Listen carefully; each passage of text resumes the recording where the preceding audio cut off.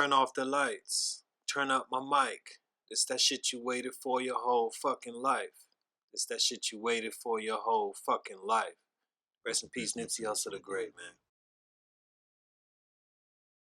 Sebastian TELFAIR, born June 9th, 1985, and Darius Myron Washington Jr., born December 6, 1985.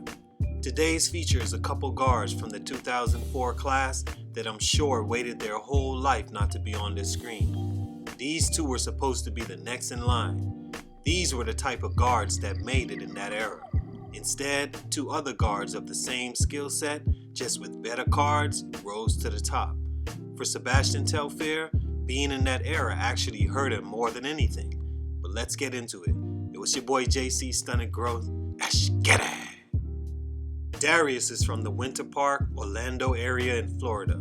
He was a star in high school and at the time, the biggest rival with another guard that was making even more rumblings in Sebastian TELFAIR. TELFAIR from Brooklyn, New York was maybe the biggest high school recruit in their history not named LeBron James or Zion Williamson. Both guards participating in the McDonald's All-American game on the same team, both undersized in today's game, but perfect for that era. But after high school, both of their careers took drastic turns that didn't work out for either. Washington would commit to the Memphis Tigers, where as a freshman, he was outstanding. Conference Rookie of the Year, Freshman All-American, and averaged a solid 15.4 points that season. Stunt number 1, choices.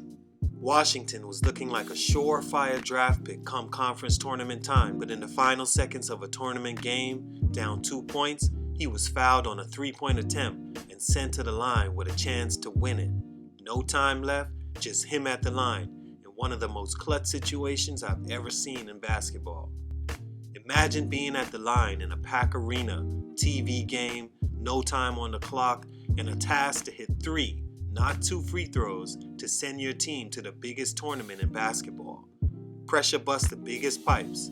As soon as he heard the whistle, Washington began to celebrate as if he already won the game. First attempt, splash, as he held his wrist and looked over to his team's bench. I got this. Ego boosted to Goku levels at this point. With a chance to go to the NCAA tourney, second attempt, clanks it as he looked away in shock. Third attempt to at least tie it, miss you lose, make you fight another 5 minutes, clanked it again, and immediately drops to his knees in tears as his team is eliminated and Washington's NBA chances dry up like the tears on his face. And this is why that moment helped him make the bad choice that he made. He should have held his head high, gave the other team praise, and left for the NBA. Instead, that moment made him come back to school for his second year and a chance to right the ship. It didn't work out, and he ended up having an even worse year than in his first. His numbers falling in every category, including minutes played, from 15 points per game to 13 points per game, from 35 minutes to 25 minutes. You call it bad luck, I call it a bad decision. But at least he wasn't the only one. Sebastian decided to forego his college career, opting to enter the NBA draft. He was the next great high schooler in line. But imagine being after that guy, a guy like LeBron James.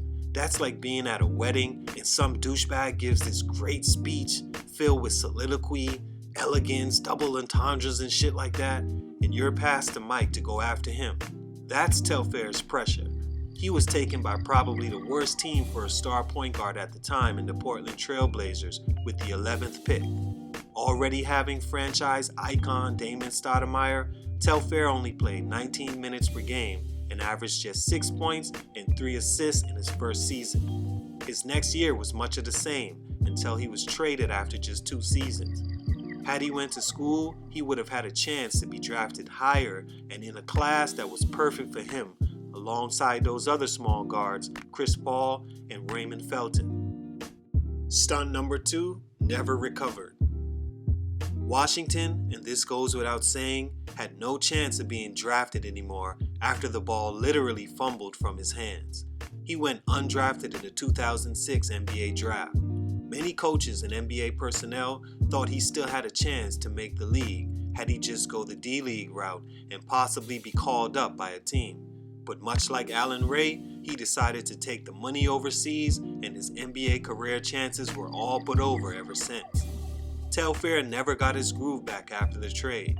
He went to the Celtics and split time with a rookie Rajon Rondo, a guy the Celtics had high hopes for. Also a team that wasn't suited for his skills, having a ball-dominant Paul Pierce there.